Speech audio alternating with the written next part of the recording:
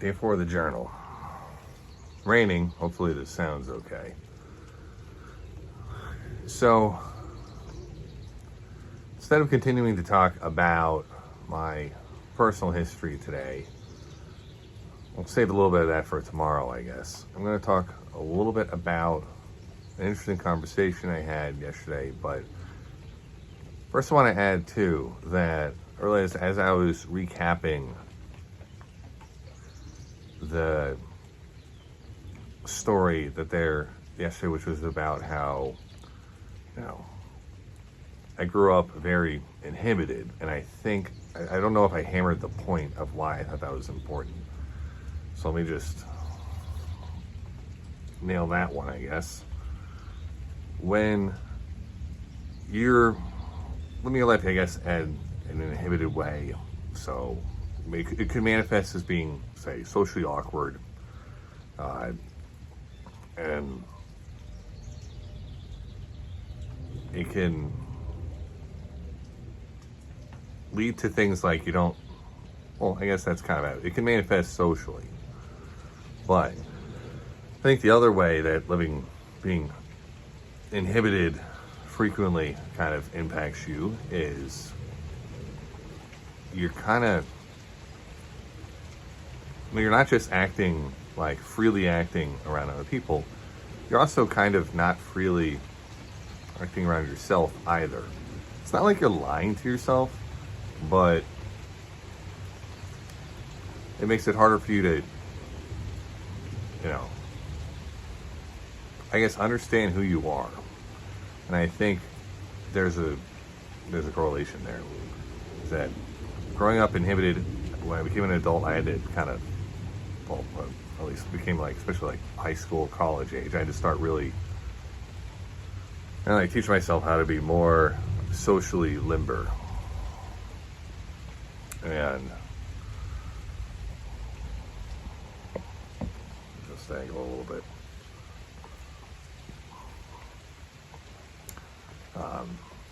But I hadn't really focused on trying to teach myself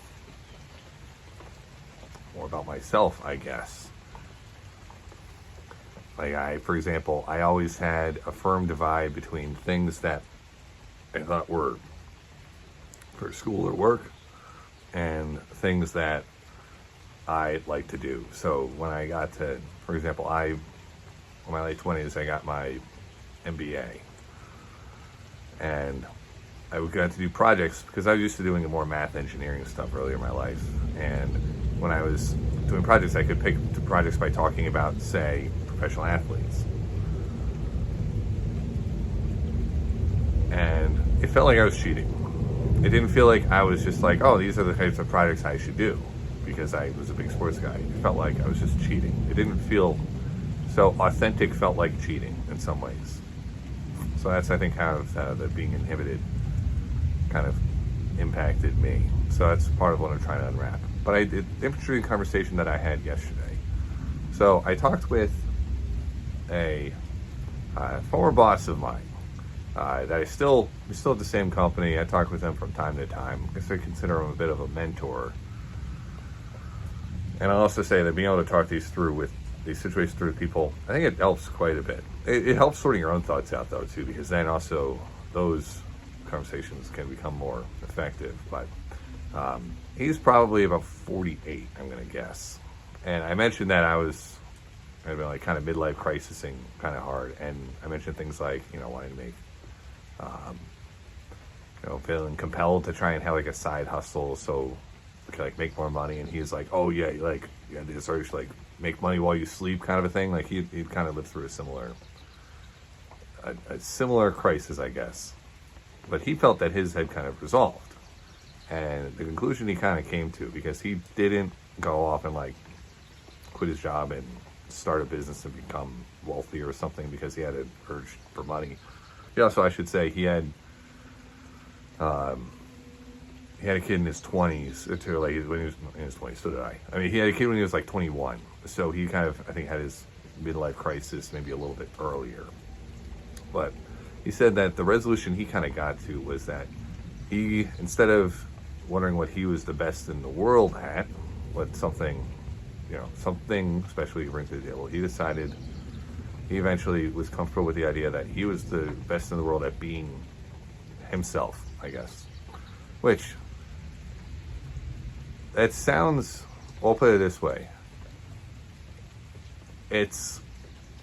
I could see that being the main alternative conclusion to a midlife crisis. Either someone finds their life task or they realize their life task is to do their own set of small tasks, I guess, or do what's in front of them. So, for example, the things like he was a parent, he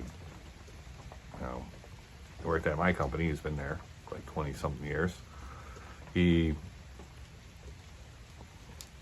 a minister, and that specific combination, just for example, was what he was content saying that that's what he was the best at. Now, I kind of liked hearing what he had to say, but at the same time, had me a little bit worried because going through this now, I'm in a similar spot probably than he was in, because I have kids, I have a job, good job at a good company. I really would I would much rather get out of this funk by figuring out my life's task, as opposed to being content that my life's task is something like just do the things I'm already doing and just do them,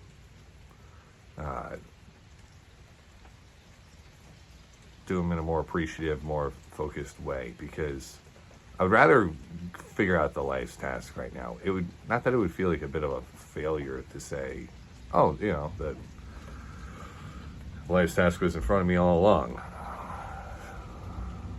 But it would still feel like I was missing something. It would still feel like, because I think I can do something more. So if I decided that like there's a certain book I want to write, then there's a certain topic that I had expertise with that I started working on, and it came very naturally. I can do that, and I can still do all the things I'm doing right now. The alternative would be I do things like work on the house more, I guess. Which I could do. My wife will agree with that too. I probably could do that. And I think a lot of guys do that, but I don't know how much of it is really by choice versus that's just how certain people are wired, or maybe that is kind of how people settle. So that's kind of what I'm wrestling with. But